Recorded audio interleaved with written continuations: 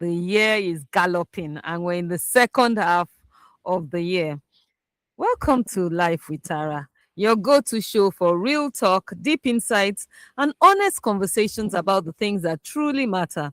I'm Tara Ishida, and every Sunday afternoon at 1 p.m. on this station, we dive into the heart of life's experiences, love, friendships, career, self growth, and everything in between.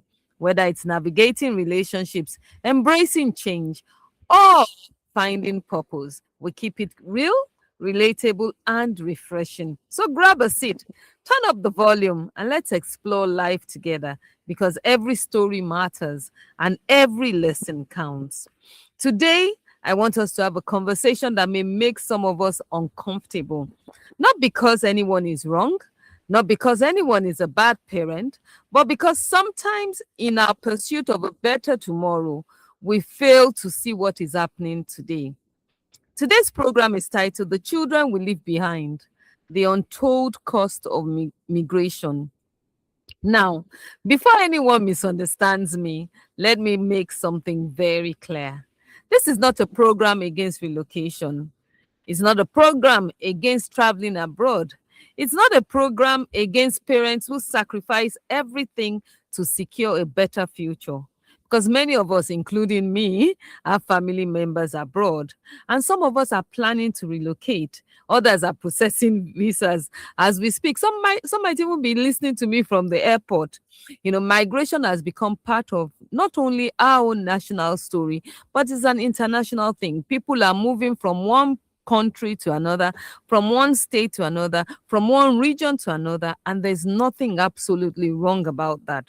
But every story has another side. And today, I want to talk about the children that are caught in the middle of our migration experiences. Because while adults are chasing greener pastures, childhood is happening, and childhood cannot be postponed.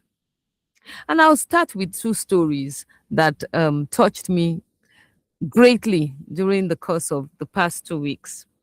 I was in court and everything was proceeding normally. Lawyers were making submission. I was in another court and people were just quietly waiting for their matters. Then suddenly I heard screaming, real screaming, not arguments, not raised voices, but the kind of crying that comes from somewhere very deep. And of course, everybody raced to the scene. Court officials rushed towards the sound. And when everyone got to where the screaming was emanating from, we saw an elderly woman who had thrown herself flat on the floor and was crying, begging, wailing, completely broken. Why?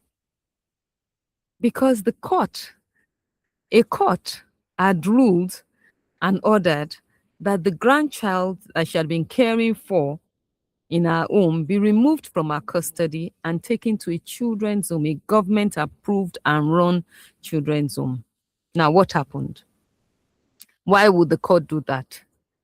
Now, the child's parents had relocated abroad and they left the child with the woman who was the paternal grandmother of this child. Along the line, disagreements developed, and she and her family, the paternal side, refused the maternal side of access to the children, and the conflict escalated. Eventually, they came to court, and the court had to intervene. And the court was saying, "Why are you trying to restrict access from to our mother's family?" Of course, she didn't have much to say about that. And the court told them, "Go back, try and settle the matter so that the court doesn't have to order, you know, and make an order that might be displeasing to both sides." And I heard that, the woman was saying, is it not her child's, her son's child? It's her blood. Nobody can take her blood from her. Eventually, that's what the court did. The court ordered that the child not be given to the maternal grandmother and the maternal side, but that both parties, since they could not settle, would have custody of the child and sent a child that had parents alive, that had grandparents alive to the children's home. As I watched that grandmother cry and wail, I couldn't stop asking myself, how did we get here? And I thought to myself, if I was that child, what will be going through my mind? Because one day I'll be living with grandma, then the next day strangers will just arrive and they take me away, because the children don't understand court orders. They don't understand legal principles. They don't understand who has a right to them or not. They only know that their world has changed. And for this child, the world has changed twice, because the first time her parents went away and left her with her grandparents. I'm sure she was living with her parents before they relocated, and then she moved over to the grandparents, and life changed. She continued, and now again she's going into a home. As things quietened down and everybody came back to normal and the court proceedings continued, an elderly woman that was sitting next to me whispered to me, "That case is identical to mine." Because I noticed that she was trying to touch a child, maybe a 2-year-old, 3-year-old, and the father, obviously, I learned afterwards, came to meet and said, no, she couldn't take the child.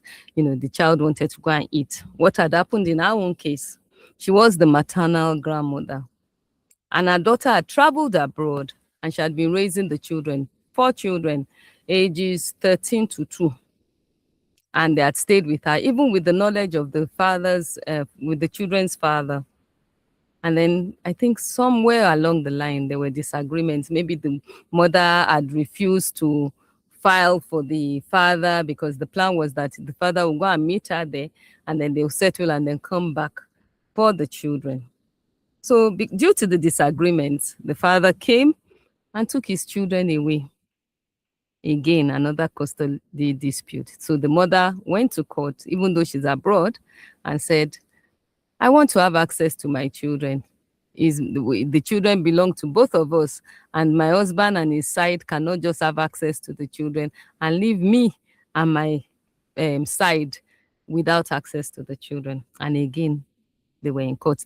On that day, the 4 children, ages 13 to 2, were in court. And I sat down there again and I said to myself, we have a problem. And I realized that these are not isolated incidents.